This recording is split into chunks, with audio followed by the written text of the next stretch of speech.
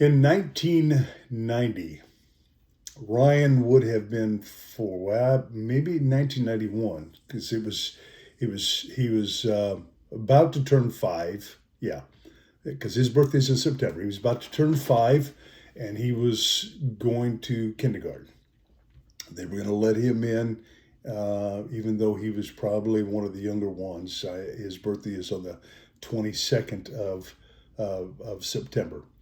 But in order for him to go to kindergarten, he had to have his first physical. And so we took him to the doctor, and Ryan had a lot of problems with ear infections, and because of the ear infections, his hearing had been affected.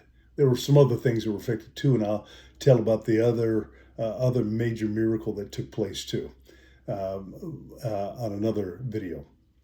But Ryan couldn't hear very well. We always thought that he was ignoring us till we had him checked out earlier, and he was having problems hearing.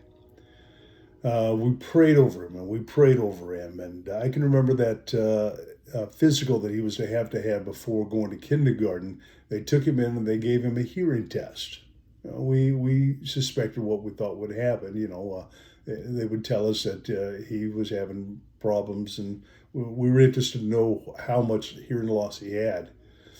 And they said that there were scar tissues. The early report was that he had scar tissues on his eardrums because of all the infections that he had with his ears and the tubes and all that whole process. It was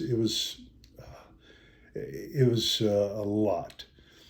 But when we took him in for that physical, the doctor checked his ears, and the doctor said, along with everything else, he's fine, no problems. But his hearing, no, his hearing is fine. The doctor said. Well, what about the scar tissues on his eardrums? He looked again and he says, I don't see any scar tissues. What are you talking about? So we told him the story, and he says, well, I don't know what happened, but his ears are fine. There's no hearing problems. There's no scarring. Again, God did it.